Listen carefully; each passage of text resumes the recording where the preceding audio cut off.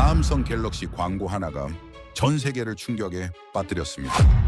밤 11시 젊은 여성이 혼자 골목을 달립니다. 갤럭시 이어폰을 낀 차에 뒤도 안 돌아보고 말입니다. 해외 반응은 한결같았습니다. 저건 연출이지 현실이라면 미친 짓이다. 바로 범죄 표적이 되니까요. 저도 그렇게 생각했습니다. 저는 32년간 런던, 파리, 뉴욕의 밤을 분석해온 치안 전문가입니다. 그런데 한국 사람들은 말했습니다. 이게 왜 위험하죠? 그냥 일상인데요. 등골이 서늘해졌습니다. 실제로 제 아들은 3년 전 런던 밤길에서 폭행을 당했고 지금 제 딸은 서울에서 혼자 살고 있습니다. 저는 확인하러 갔습니다. 그 광고가 연출인지 아니면 제가 평생 믿어온 상식이 한국에서만큼은 틀린 건지 말입니다. 3년 전 그날 밤을 저는 절대 잊을 수 없습니다. 새벽 2시쯤이었을 거예요. 병원에서 전화가 왔습니다. 하딩턴 씨 아드님이 응급실에 계십니다. 심장이 멈추는 줄 알았죠. 차를 몰고 병원으로 달려갔습니다. 응급실 침대에 누워있는 아들을 봤을 때 제 다리에 힘이 풀렸어요. 얼굴이 피투성이었고 한쪽 눈이 부어서 뜨지도 못했으며 입술이 찢어져 있었습니다. 의사가 말했어요. 갈비뼈 2대 골절, 턱뼈 금, 뇌진탕 의심. 3주 입원 필요합니다. 아들은 그냥 퇴근길이었다고 했습니다. 지하철역에서 집까지 10분 거리였고 평소에 늘 다니던 길이었으며 특별히 위험한 동네도 아니었죠. 그런데 골목에서 3명이 나타났다고 했어요. 이유도 없었습니다. 돈을 요구하지도 않았고 시비를 걸지도 않았으며 그냥 때렸다고 했습니다. 경찰에 신고했지만 소용없었습니다. CCTV가 없는 구간이었고 목격자도 없었으며 범인들은 흔적도 없이 사라졌어요. 결국 미제 사건으로 남았습니다. 아들은 3주 후 퇴원했습니다. 몸은 회복됐지만 다른 게 변했어요. 밤만 되면 긴장했고 혼자 외출하는 걸 두려워했으며 어두운 골목을 극도로 피했습니다. 생존 기술을 배운 겁니다. 런던에서 살아남는 법을요. 저는 전문가입니다. 32년간 도시의 안전을 설계해왔어요. 런던 지하철 야간 순찰 체계를 만들었고 여성 안전 정책을 수립했으며 범죄 예방 시스템을 구축했습니다. 수천 명의 안전을 책임졌죠. 하지만 제 아들 하나는 지키지 못했습니다. 그리고 지금 제 딸은 서울에서 혼자 살고 있습니다. 1년 전 직장 때문에 간 거예요. 처음에는 반대했습니다. 한국이라는 나라를 잘 몰랐고 아시아 도시에 대한 막연한 불안이 있었으며 무엇보다 딸을 혼자 보내는 게 두려웠거든요. 하지만 딸은 갔습니다. 좋은 기회라고 했죠. 저는 매일 밤 연락을 기다렸습니다. 집에 잘 도착했어라는 문자를 받을 때까지 잠을 이룰 수가 없었어요. 3년째 같은 악몽을 꿉니다. 꿈속에서 저는 어두운 골목을 달리고 있습니다. 앞에서 딸의 비명이 들려요. 뛰어가지만 거리는 좁혀지지 않고 손을 뻗지만 닿지 않으며 목청껏 소리쳐도 목소리가 나오지 않습니다. 깨어나면 새벽 3시쯤이고 온몸이 식은땀으로 젖어 있습니다. 그럴 때마다 딸에게 문자를 보냅니다. 잘 지내니? 딸은 항상 괜찮아요라고 답하지만 저는 믿을 수가 없었어요. 런던에서 일어난 일이 서울에서 일어나지 말란 법이 있습니까? 통계는 안전을 설명하지만 가족을 안심시키진 못합니다. 저는 야간 범죄율을 알고 있고 위험 지역을 분석할 수 있으며 예방 시스템을 평가할 수 있어요. 하지만 그 모든 전문성이 아버지의 불안 앞에서는 무력했습니다. 그러던 중 그 갤럭시 광고를 봤습니다. SNS에서 엄청난 논란이었어요. 전 세계 치안 전문가들이 비판했고 안전 전문가들이 우려를 표했으며 제 동료들도 말도 안 된다고 했습니다. 저도 그렇게 생각했습니다. 32년 경험이 명확하게 말하고 있었거든요. 저 장면은 위험합니다. 밤에 여성이 혼자 골목을 달리고 이어폰을 끼고 있으며 주변을 경계하지 않는다는 건 범죄를 초대하는 행동이에요. 그런데 한국 사람들의 반응을 보고 충격을 받았습니다. 왜 위험하죠? 그냥 일상인데요. 이게 문제인가요? 이건 단순한 문화 차이가 아니었습니다. 밤에 대한 인식 자체가 달랐어요. 한국이라는 단어가 그날 처음으로 제 머릿속에서 경보음을 울렸습니다. 제 딸이 지금 그곳에 있습니다. 만약 한국 사람들이 위험을 모르는 거라면 딸은 지금 무방비 상태예요. 만약 정말 안전하다면 제가 평생 믿어온 기준이 틀린 겁니다. 아내에게 말했습니다. 서울 가봐야겠소. 아내는 놀란 표정이었어요. 갑자기요? 저는 대답했습니다.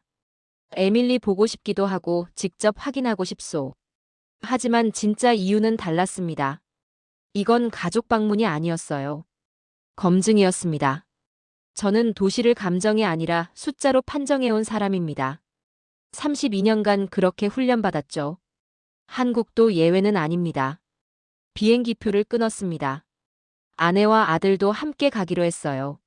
아들에게 물었습니다. 서울 가볼래? 아들이 대답했습니다.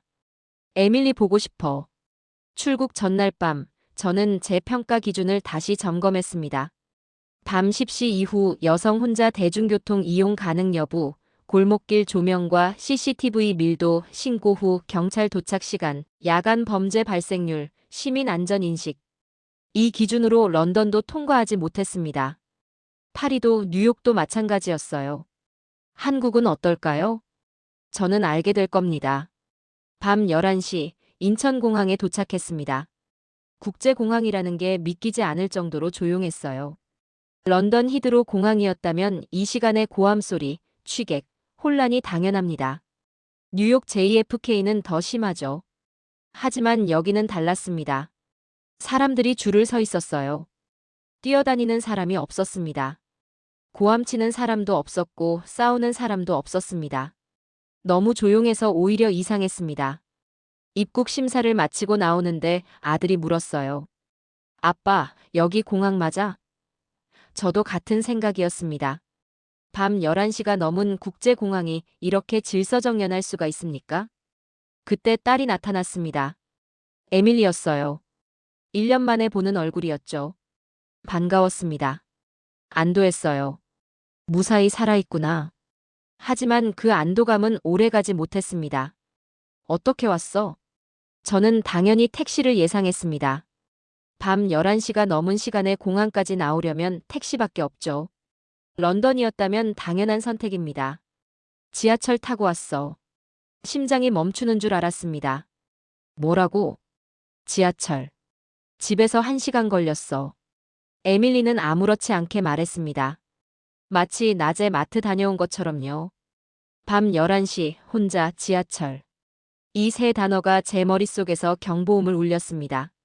혼자? 응. 왜? 왜냐고 물었습니까? 제 딸이 지금 왜냐고 물었습니다. 런던에서 밤 11시에 여자 혼자 지하철을 타는 건 자살행위입니다. 파리에서도 마찬가지고 뉴욕에서도 권장하지 않는 행동이죠. 그런데 제 딸이 지금 왜냐고 물었습니다. 아내가 제 팔을 잡았어요. 여기는 런던이 아니에요. 맞습니다. 여기는 런던이 아닙니다. 하지만 도시의 밤은 어디서나 위험합니다. 그게 제가 32년간 배운 상식이었어요. 집에 가자. 저는 더 이상 묻지 않았습니다. 일단 호텔로 가야 했어요. 하지만 제 머릿속은 계속 경보음을 울리고 있었습니다. 공항 철도를 타러 갔습니다. 에밀리가 앞장섰고 우리는 따라갔죠. 밤 11시 반쯤 됐을 겁니다. 플랫폼에 사람들이 있었어요. 젊은 여성들도 보였습니다. 혼자 있는 사람도 있었고 이어폰을 끼고 있는 사람도 있었습니다. 런던이었다면 저 여성들은 지금 경계 상태여야 합니다. 주변을 살피고 사람 많은 곳으로 이동하고 이어폰 같은 건 절대 끼지 않아야 하죠. 그런데 저들은 경계하지 않았습니다. 이상했습니다. 너무 정상적이어서. 열차가 들어왔습니다. 사람들이 탔고 우리도 탔어요. 좌석에 앉았는데 제 옆에 젊은 여성이 앉았습니다. 20대 중반쯤 보였어요. 이어폰을 끼고 휴대폰을 보고 있었습니다. 핸드백을 무릎에 올려놓고 있었죠. 잠금 장치도 없는 평범한 가방이었습니다. 저는 그 여성을 관찰했습니다. 전문가의 눈으로요. 경계심이 없었어요. 주변을 살피지 않았고 누가 자기를 보는지 신경 쓰지 않았습니다. 가방도 아무렇게나 들고 있었죠. 런던에서 저 태도는 범죄를 초대하는 겁니다. 나는 무방비입니다 라고 광고하는 거예요. 하지만 이 여성은 두려움이 없어 보였습니다. 열차가 출발했습니다. 저는 계속 관찰했어요. 다른 승객들도 마찬가지였습니다. 여성들이 혼자 앉아 있었고 노인들도 있었으며 심지어 졸고 있는 사람도 있었습니다. 밤 12시가 가까워지는 시간이었어요. 런던 지하철이었다면 이 시간에 혼자 타는 건 용기가 필요한 일입니다. 여자라면 더더욱 그렇죠. 하지만 여기는 달랐습니다. 아들이 속삭였어요. 아빠, 여기 사람들 무섭지 않나 봐. 맞습니다. 무섭지 않은 것 같았어요. 아니, 두려움이라는 감정 자체가 없어 보였습니다. 환승역에 도착했습니다. 자정이 넘었을 겁니다. 플랫폼에 사람들이 있었어요. 여전히 여성들이 혼자 서 있었고 이어폰을 끼고 있는 사람도 있었습니다. 저는 주변을 살폈습니다. CCTV가 있었어요. 조명도 밝았고 경찰도 보였습니다. 하지만 그것만으로 설명이 안 됐어요. 인프라가 좋다고 해서 사람들이 두려움을 잃지는 않습니다. 런던도 CCTV가 많고 경찰도 있지만 밤에는 다들 경계합니다. 그런데 여기 사람들은 경계하지 않았습니다. 범죄가 없는 게 아니라 두려움이 없는 표정이었습니다. 호텔에 도착했습니다. 자정이 훨씬 넘은 시간이었죠. 짐을 풀고 침대에 누웠지만 잠이 오지 않았습니다. 아내가 물었어요. 어때요? 저는 대답하지 못했습니다. 뭐라고 말해야 할지 몰랐거든요. 이상합니다. 뭐가요? 너무 정상적이에요. 아내는 이해하지 못한 표이였습니다. 당연하죠. 정상적인 게 이상하다니 말이 안 됩니다. 하지만 전문가로서 제가 본 건 이겁니다. 저 사람들은 위험을 모르는 게 아닙니다. 위험이 없다고 믿고 있었어요. 그게 더 무서웠습니다.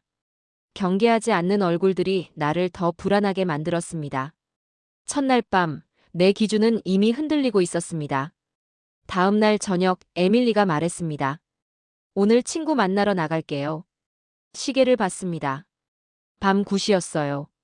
저는 당연히 점심이나 오후에 만난다고 생각했죠. 그런데 지금 나간다는 겁니다. 지금? 네. 강남에서 만나기로 했어요. 강남이 어딘지는 몰랐습니다. 하지만 중요한 건 시간이었어요. 밤 9시에 나가면 돌아오는 건 자정 넘어서겠죠. 몇 시에 들어올 건데? 글쎄요.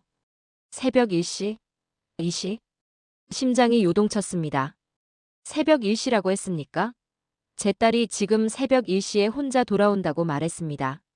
택시 타고 와. 왜요? 지하철 있는데. 또 지하철이었습니다. 런던이었다면 상상도 할 수 없는 일이에요. 새벽 1시에 여자 혼자 지하철을 타다니요. 하지만 에밀리는 태연했습니다. 마치 동네 편의점 다녀오는 것처럼요. 에밀리 새벽 1시면. 아빠, 여기는 런던 아니에요. 괜찮아요. 에밀리는 가방을 메고 나갔습니다. 문이 닫혔고 저는 소파에 앉았습니다. 아내도 제 옆에 앉았어요. 아무 말이 없었습니다. 시계를 봤습니다. 밤 9시 10분이었어요. 런던이었다면 절대 허락하지 않았을 겁니다. 아니, 에밀리도 요청하지 않았을 거예요. 밤 9시에 외출해서 새벽에 돌아온다는 건 런던에서는 자살행위니까요. 하지만 여기는 서울입니다. 제 딸이 괜찮다고 했어요. 1년 동안 여기서 살았고 아무 일도 없었다고 했습니다. 그럼에도 불구하고 저는 불안했습니다. 밤 10시가 됐습니다. 연락이 없었어요. 밤 10시 반이 됐고 11시가 됐습니다. 여전히 연락이 없었죠. 아내가 말했어요. 연락해 볼까요? 저는 고개를 저었습니다. 에밀리를 믿어야 했어요. 제가 과민 반응하는 걸지도 모릅니다. 하지만 머릿속에서는 다른 생각들이 쏟아졌습니다. 32년간 읽어온 보고서들이 떠올랐어요. 밤에 실종된 여성들, 지하철역 근처에서 발견된 피해자들, CCTV에 마지막으로 찍힌 모습들. 숫자로만 봤던 사건들이 지금 제 딸의 얼굴로 떠올랐습니다. 사건은 한 번이면 충분합니다. 딱 한 번이면 돼요. 999번 안전에도 1000번째의 사고가 나면 끝입니다. 통계는 그렇게 작동하지 않지만 인생은 그렇게 작동하거든요. 나는 수천 건의 보고서를 읽어왔습니다. 모든 피해자의 부모들이 똑같이 말했어요. 설마 우리 아이가 이 동네는 안전한 줄 알았다. 단 한 번뿐이었는데. 자정이 됐습니다.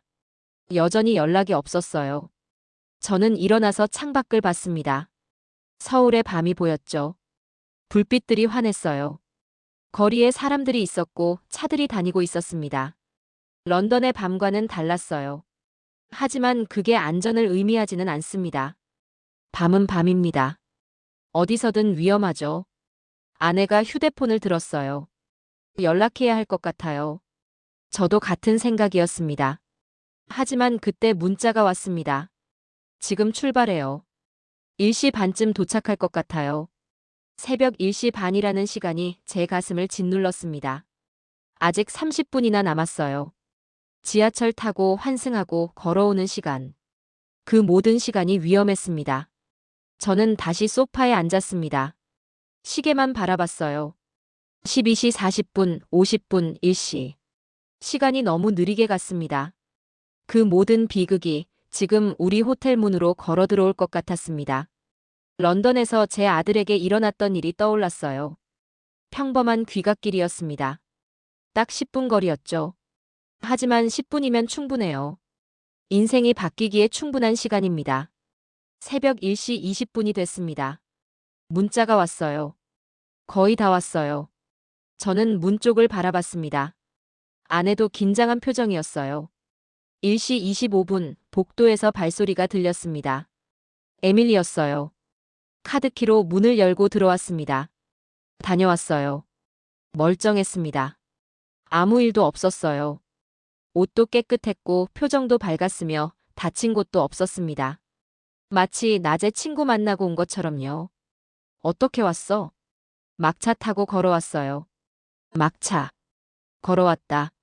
새벽 1시 반. 이 세 가지 단어가 제 머릿속에서 충돌했습니다. 혼자? 네. 왜요? 또 왜냐고 물었습니다. 제 딸이 새벽 1시 반에 혼자 걸어왔는데 왜냐고 물었어요. 저는 대답하지 못했습니다. 뭐라고 말해야 할지 몰랐거든요. 위험하잖아라고 말하고 싶었지만 에밀리는 아무렇지 않았습니다. 실제로 아무 일도 없었고요. 피곤해요. 먼저 잘게요. 에밀리는 방으로 들어갔습니다. 문이 닫혔고 저는 소파에 그대로 앉아 있었어요. 아내가 물었습니다. 운이 좋았던 걸까요? 저는 고개를 저었습니다. 운이 3년이나 계속될 수는 없습니다. 에밀리는 1년 동안 여기서 살았어요. 수십 번, 어쩌면 수백 번 밤에 외출했을 겁니다. 그때마다 무사히 돌아왔죠. 운이 그렇게 오래 지속될 수는 없습니다. 이건 구조입니다. 처음으로 그 단어를 입 밖으로 꺼냈습니다. 구조. 개인의 운이 아니라 사회의 구조. 그런데 아무 일도 없었습니다. 첫 번째 균열이 생겼습니다. 제가 평생 믿어온 기준이에요. 다음 날 오후 우리는 명동에 갔습니다. 에밀리가 추천한 곳이었어요. 서울에서 가장 번화한 거리라고 했습니다. 관광객도 많고 쇼핑하기도 좋고 먹을 것도 많다고 했죠. 도착해보니 정말 사람이 많았습니다. 외국인 관광객들이 보였고 현지인들도 섞여 있었으며 노점상들이 거리를 가득 채우고 있었어요. 런던의 옥스퍼드 스트리트를 떠올리게 하는 풍경이었습니다. 전문가의 눈으로 봤을 때 이런 곳이 위험합니다.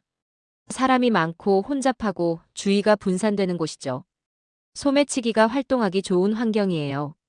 런던에서도 파리에서도 뉴욕에서도 이런 관광지는 항상 주의해야 하는 곳입니다. 저는 가방을 앞으로 매라고 아내에게 말했어요. 아들에게도 지갑을 주의하라고 했습니다. 32년 습관이었죠. 번화가에서는 항상 경계해야 합니다. 우리는 거리를 걸었습니다. 가게들을 구경하고 음식도 사 먹고 사진도 찍었어요. 에밀리가 이것저것 설명해 줬습니다. 여기가 유명한 곳이에요. 이 음식 꼭 먹어봐야 해요. 2시간쯤 지났을 때였습니다. 아들이 주머니를 더듬었어요. 그리고는 얼굴이 하얗게 변했습니다. 아빠, 지갑이 없어. 심장이 철렁했습니다. 지갑을 잃어버렸다는 건 해외에서 최악의 상황이에요. 현금도 문제지만 신용카드, 신분증, 운전면허증까지 들어있었거든요. 어디서 마지막으로 봤어? 모르겠어.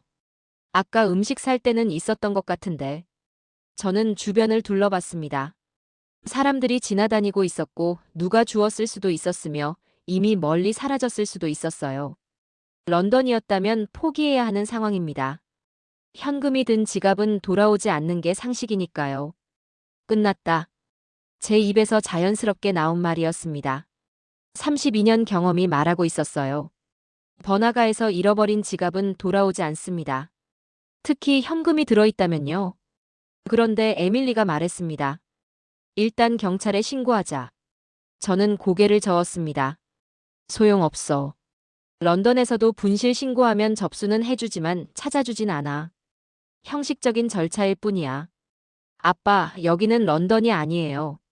진짜 찾을 수도 있어요. 에밀리는 휴대폰을 꺼내서 뭔가를 검색했습니다.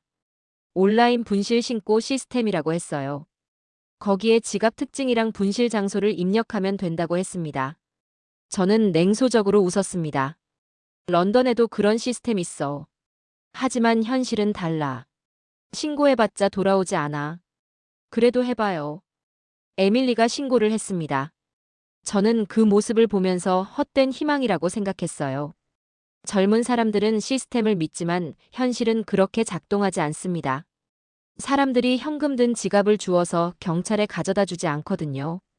이제 어떻게 하지? 아들이 물었습니다. 저는 한숨을 쉬었어요. 신용카드 정지시켜야 하고 대사관에 연락해서 임시 신분증 발급받아야 해. 귀국할 때까지 불편하겠지만 어쩔 수 없어. 그렇게 체념하고 호텔로 돌아왔습니다. 시간은 오후 5시쯤 됐을 거예요. 저는 신용카드사에 연락하려고 전화기를 들었습니다. 그때 에밀리 휴대폰이 울렸습니다. 여보세요? 에밀리가 전화를 받았어요. 그리고는 눈이 커졌습니다. 네. 정말요? 네. 지금 바로 갈게요. 감사합니다. 전화를 끊고 에밀리가 말했습니다. 지갑 찾았대요. 저는 못 들은 척 했습니다. 뭐라고? 지갑이 파출소에 있대요. 누가 주워서 가져다 줬대요. 믿을 수가 없었습니다. 2시간 만에 찾았다는 겁니까? 번화가 한복판에서 잃어버린 지갑을요?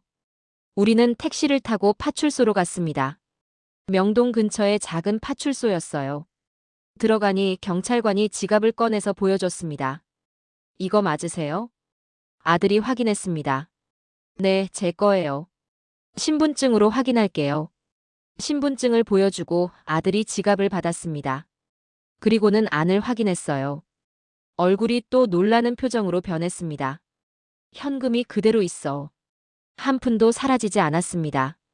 신용카드도 있었고 운전면허증도 있었으며 심지어 영수증까지 그대로였어요. 누군가 이걸 주워서 그대로 경찰에 가져다 준 겁니다. 저는 말문이 막혔습니다. 경찰관이 말했어요. 요즘 분실물 반환율 높아요. 특히 지갑은 거의 돌아옵니다. 거의 돌아온다고 했습니까? 현금이 든 지갑이요?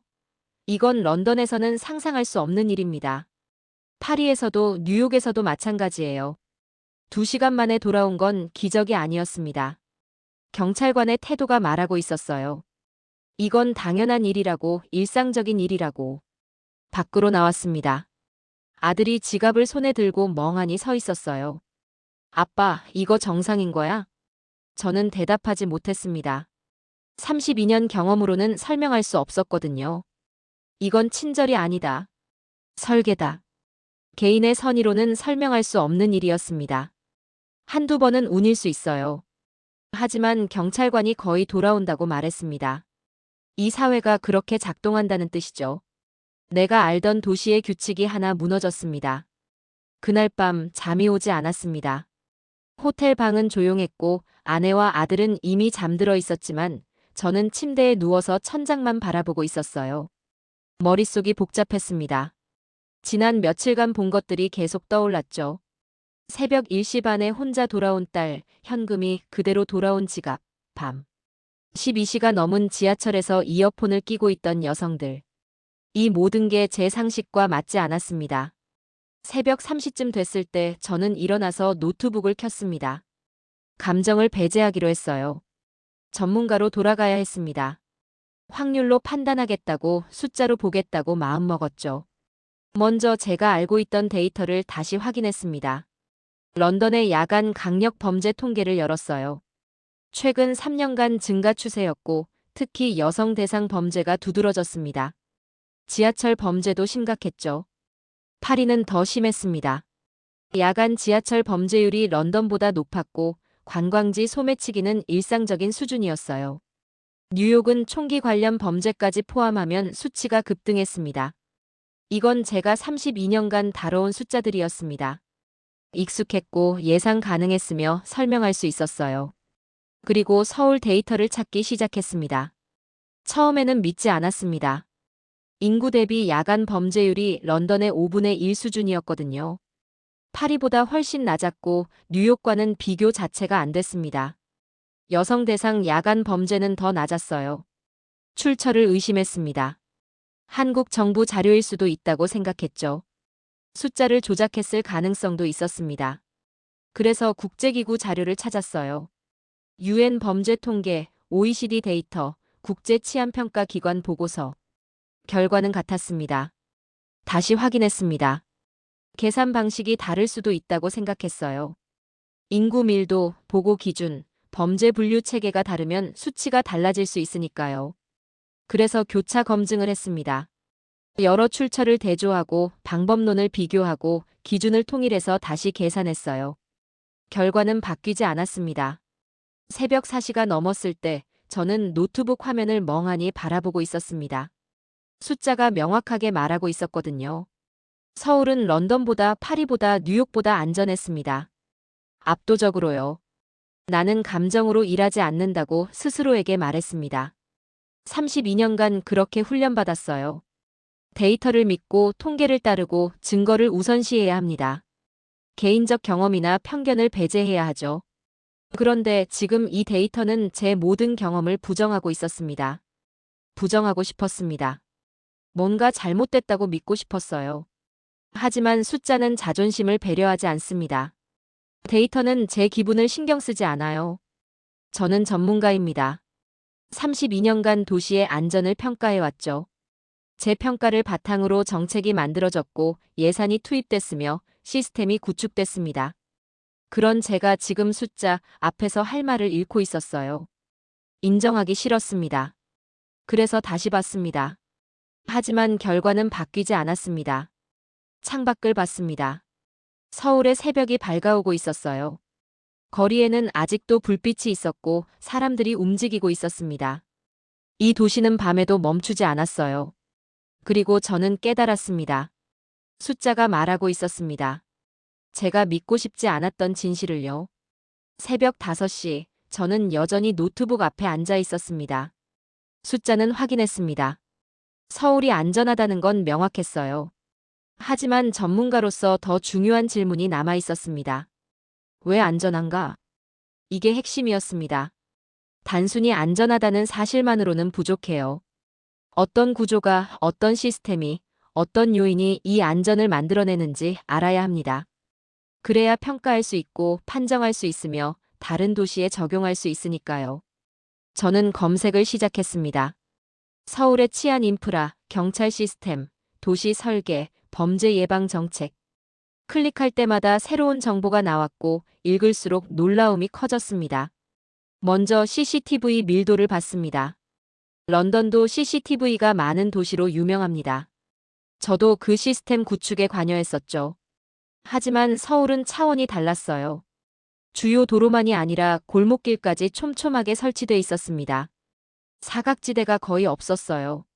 제가 명동에서 봤던 거리, 딸이 새벽에 걸어온 골목, 지하철역 주변. 모든 곳에 CCTV가 있었습니다. 그것도 한두 대가 아니라 겹겹이요. 범죄를 저지르려면 최소 34개의 카메라에 찍힐 수밖에 없는 구조였습니다. 이건 단순히 사후 추적용이 아니었습니다. 범죄 억제력이었어요. 범죄자는 바보가 아닙니다. 100% 잡힐 게 뻔한 곳에서는 범죄를 시도하지 않죠. 다음으로 경찰 대응 구조를 분석했습니다. 서울에는 파출소라는 게 있었어요. 작은 경찰서가 곳곳에 배치돼 있었습니다. 제가 지갑을 찾으러 갔던 그곳도 그중 하나였죠. 신고가 들어오면 5분 안에 현장에 도착할 수 있는 거리였습니다. 런던은 다릅니다. 경찰서가 중앙 집중식이에요. 신고해도 도착하는데 시간이 걸리죠. 특히 밤에는 더 느립니다. 범죄자들이 그걸 압니다. 15분이면 충분히 도망갈 수 있다는 걸요. 하지만 서울은 달랐습니다. 순찰 밀도도 높았고 대응 시간도 짧았으며 무엇보다 가시성이 뛰어났어요. 경찰이 보인다는 것 자체가 범죄 예방입니다. 그리고 가장 놀라웠던 건 분실물 반환율이었습니다. 경찰관이 말했던 게 통계로 증명됐어요. 서울의 지갑 반환율은 80%가 넘었습니다. 현금이 든 지갑도 70% 이상 돌아왔죠. 이건 개인의 선의로만 설명할 수 없는 수치였습니다. 저는 이 부분을 오래 들여다봤습니다. 왜 사람들은 현금이 든 지갑을 경찰에 가져다 줄까요? 런던에서는 상상하기 힘든 일인데요. 신뢰였습니다. 시민들이 시스템을 믿고 있었어요. 경찰에 가져다 주면 주인에게 돌아간다는 걸 알고 그게 당연하다고 생각하며 실제로 그렇게 작동한다는 걸 경험으로 알고 있었습니다. 이건 서로를 감시하는 사회가 아니라 서로를 신뢰하는 사회였어요. 다른 요소들도 봤습니다. 24시간 편의점이 곳곳에 있어서 밤에도 밝은 공간이 많았고 가로등이 촘촘해서 어두운 골목이 적었으며 대중교통이 새벽까지 운행해서 위험한 이동수단을 쓸 필요가 없었습니다. 하나하나는 작은 요소였습니다. 하지만 이게 겹겹이 쌓이면서 거대한 안전망을 만들고 있었어요. 개인이 아니라 시스템이었고 우연이 아니라 설계였으며 운이 아니라 구조였습니다. 새벽 6시가 됐을 때 저는 노트북을 닫았습니다. 결론이 나왔습니다. 명확했어요. 한국의 치안은 우연히 좋은 게 아니었습니다. 기획되고 투자되고 유지되고 있었어요. CCTV 설치에 예산이 들어갔고 파출소 운영에 인력이 배치됐으며 시민 의식 교육이 이루어졌습니다. 이 나라는 우연에 안전을 맡기지 않았습니다.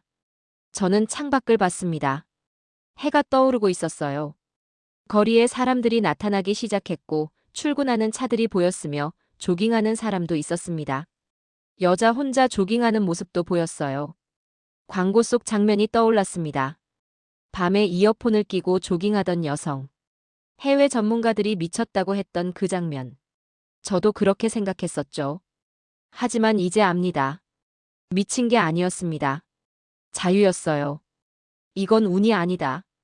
개인의 선의로 설명할 수 없다. 이 나라는 우연에 안전을 맡기지 않는다.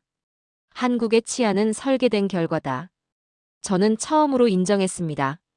전문가로서 32년 경력을 가진 사람으로서요. 한국은 완전히 합격입니다. 그날 저녁 아내가 제안했습니다. 산책 좀 할까요? 시계를 봤습니다. 밤 9시였어요. 런던이었다면 절대 나가지 않을 시간이었죠. 특히 산책 같은 건 생각도 못합니다. 밤 9시에 아무 목적 없이 거리를 걷는다는 건 위험을 자초하는 행동이니까요. 하지만 입 밖으로 나온 대답은 의외였습니다. 좋소. 저 스스로도 놀랐어요. 괜찮을 것 같다는 느낌이 들었거든요. 지난 며칠간 본 것들이 새벽까지 분석한 데이터가 제 무의식을 바꿔놓고 있었습니다. 우리는 호텔을 나섰습니다. 에밀리가 사는 동네 쪽으로 걸어갔어요. 주택가였습니다. 좁은 골목들이 이어져 있었고 다세대 주택들이 빼곡했으며 런던 같았으면 절대 밤에 들어가지 않을 그런 골목들이었죠. 그런데 이상했습니다. 골목마다 가로등이 환했어요. CCTV가 보였고 편의점 불빛이 곳곳에서 새어나왔으며 어둠은 있지만 숨을 곳은 없었습니다. 우리는 천천히 걸었습니다. 아내가 제 팔을 잡았고 저는 주변을 관찰했어요. 32년 습관이었죠. 위험 요소를 찾고 탈출 경로를 확인하고 의심스러운 사람을 체크합니다. 그런데 위험이 보이지 않았습니다. 골목을 지나는데 할머니 한 분이 보였습니다. 밤 9시 반쯤 됐을 거예요. 혼자 장바구니를 들고 편의점에서 나오고 계셨죠. 런던이었다면 상상할 수 없는 장면입니다. 밤 9시 반에 노인이 혼자 골목을 걷는다는 건 범죄를 초대하는 거예요. 하지만 그 할머니는 두려움이 없어 보였습니다. 천천히 걸으면서 휴대폰을 보고 계셨어요. 주변을 경계하지도 않았고 빨리 걷지도 않았으며 그저 평범하게 집에 가고 계셨습니다. 조금 더 걸어가니 공원이 나왔습니다. 작은 동네 공원이었어요. 벤치가 몇 개 있었고 운동기구도 있었으며 가로등이 밝게 켜져 있었습니다. 커플이 벤치에 앉아 있었습니다. 20대로 보이는 젊은 커플이었어요. 나란히 앉아서 조용히 얘기하고 있었죠. 밤 10시가 다 돼가는 시간에 주택가 공원에서요. 런던이었다면 이 공원은 밤에 출입 금지 구역입니다. 조명이 있어도 마찬가지예요. 사람이 적은 곳, 숨을 곳이 있는 곳, 도움을 청하기 어려운 곳. 이런 곳이 범죄 발생 장소죠. 하지만 여기서는 데이트 장소였습니다. 반려견과 산책하는 중년 남성도 보였습니다. 혼자 조깅하는 사람도 있었어요. 밤 10시인데도 사람들이 자연스럽게 거리에 있었고 경계하지 않았으며 일상을 살고 있었습니다. 그리고 저는 봤습니다. 여자가 혼자 조깅하고 있는 모습을요. 20대 후반쯤 보이는 여성이었습니다. 이어폰을 끼고 달리고 있었어요. 밤 10시 주택가 골목 혼자 이어폰. 광고에서 봤던 바로 그 장면이었습니다. 저는 멈춰 섰습니다. 그 여성을 지켜봤어요. 위험하지 않을까, 누가 따라가지 않을까, 무슨 일이 생기지 않을까. 하지만 아무 일도 일어나지 않았습니다. 그 여성은 그냥 달렸어요. 편의점 앞을 지나고 골목을 돌아가고 시야에서 사라졌습니다. 평범한 운동이었어요. 특별할 것도 위험할 것도 없는. 그때 깨달았습니다. 이 도시는 범죄가 없어서 안전한 게 아닙니다. 사람들이 두려움을 계산하지 않아요. 런던에서 여자 혼자 밤에 조깅하는 건 용기가 필요한 일입니다. 각오해야 하고 위험을 감수해야 하며 운을 믿어야 하죠. 하지만 여기서는 그냥 운동이었습니다. 낮에 하든 밤에 하든 차이가 없었어요. 아내가 말했습니다. 이제 알겠어요. 에밀리가 왜 여기 있는지. 저는 아내를 봤습니다. 런던에서는 밤만 되면 긴장했잖아요. 창문 잠갔는지 확인하고 에밀리 귀가 시간 걱정하고 외출할 때마다 불안했죠. 그게 일상이었어요. 맞습니다. 그게 우리 일상이었죠. 근데 여기는 달라요. 밤이 무섭지 않은 거예요. 시계를 안 봐도 되고 문자를 기다리지 않아도 되고 밤에 나간다고 해도 괜찮다고 말할 수 있어요. 아내의 목소리가 떨렸습니다. 이게 자유인 것 같아요. 나는 도시의 밤을 믿지 않는 사람이었다. 32년간 그렇게 살았어요. 밤은 위험하고 경계해야 하며 피해야 하는 시간이었습니다. 그런데 그날 밤 처음으로 시계를 보지 않았습니다. 여기서는 여자 혼자 걷는 게 용기가 아니었습니다. 두려움을 이기는 행동도 아니었고 위험을 감수하는 선택도 아니었어요. 그건 자유였습니다. 두려움 없이 걸을 수 있는 자유, 밤에도 일상을 누릴 수 있는 자유, 시간을 의식하지 않아도 되는 자유. 우리는 호텔로 돌아왔습니다. 밤 11시가 넘었을 거예요. 하지만 불안하지 않았습니다. 자유밤에도 사라지지 않는 일상. 저는 그날 밤 처음으로 편히 잤습니다. 악몽 없이요. 여행 마지막 날이었습니다. 짐을 싸면서 저는 이상한 감정을 느꼈어요. 처음 서울에 올 때는 계획이 명확했습니다. 일주일 머물면서 검증하고 위험하면 딸을 데려가고 안전하면 안심하고 돌아가는 거였죠. 그런데 지금은 달랐습니다. 딸을 데려가야겠다는 생각이 사라졌어요. 오히려 여기 있는 게 낫다는 생각이 들었습니다. 런던으로 데려가는 게 딸을 위험에 빠뜨리는 일 같았어요. 공항으로 가는 차 안에서 아들이 말했습니다. 아빠, 나 여기서 살고 싶어. 저는 아들을 봤습니다. 진지한 표정이었어요. 런던이 무서웠어. 맨날. 아들의 목소리가 떨렸습니다. 밤마다 조심해야 했잖아. 어두운 길 피해 다니고 사람 많은 곳으로만 걷고 집 가는 길에도 뒤돌아보고. 그게 살아남는 기술이었어. 3년 전 사건 이후 아들은 그렇게 살았습니다. 생존 모드로요. 저는 그게 당연하다고 생각했어요. 도시에서 사는 법이라고 믿었죠. 근데 여기서는 안 그래도 돼. 밤에 편의점 가는데 긴장 안 해도 되고 지하철 탈 때 주변 안 살펴도 되고 그냥 편해. 아들이 원했던 건 특별한 게 아니었습니다. 무방비의 일상이었어요. 경계하지 않아도 되는 평범함, 두려움 없는 하루, 그저 자유로운 살. 서울에서 처음 느꼈다고 했습니다. 저는 아무 말도 하지 못했습니다. 제가 아들에게서 빼앗았던 게 뭔지 알았거든요. 자유였습니다. 런던이라는 도시가, 밤이라는 시간이, 그리고 제 상식이 아들에게서 자유를 빼앗았어요. 공항에 도착했습니다. 에밀리가 배웅 나왔어요. 포옹하면서 아내가 물었습니다. 언제 런던 올 거야? 에밀리가 대답했습니다. 잘 모르겠어요. 여기가 편해서. 저는 고개를 끄덕였습니다. 이해했어요. 딸을 설득할 생각도 없었습니다. 비행기에 오르기 전 저는 노트에 정리했습니다. 전문가로서 최종 평가를요. 감정을 배제했습니다. 아버지가 아니라 분석가로 돌아갔어요. 32년간 사용해온 기준을 그대로 적용했습니다. 야간 범죄율, CCTV 밀도, 경찰 대응 시간, 대중교통 안전도, 시민 신뢰도, 분실물 반환율. 모든 항목에서 한국이 상위였습니다. 런던보다 파리보다 뉴욕보다 높은 점수였어요. 인정하기 싫었습니다. 32년 경력이 한순간에 부정당하는 기분이었거든요. 제가 설계한 시스템이, 제가 믿어온 기준이, 제가 자랑스러워하던 런던이 지고 있었습니다. 하지만 숫자는 명확했습니다. 현장도 증명했고 경험도 말하고 있었어요.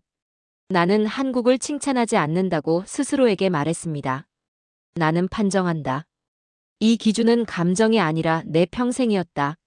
32년간 쌓아온 전문성이고 수천 건의 보고서이며 무수한 현장 경험이다. 그리고 한국은 통과였다. 완전히.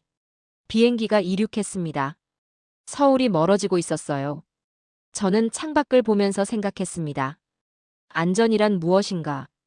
범죄가 없는 상태가 아니다. 안전이란 부모가 자식을 걱정하지 않아도 되는 일상이고, 밤에 나가도 두렵지 않은 것이며, 혼자 걸어도 불안하지 않은 것이고, 시계를 보지 않아도 되는 삶이다. 나는 32년 동안 도시를 평가해왔다. 런던도, 파리도, 뉴욕도 그 기준을 통과하지 못했다. 그러나 한국은 달랐다. 숫자도 현장도 삶도 같은 결론을 말하고 있었다. 나는 전문가로서 그리고 아버지로서 말한다.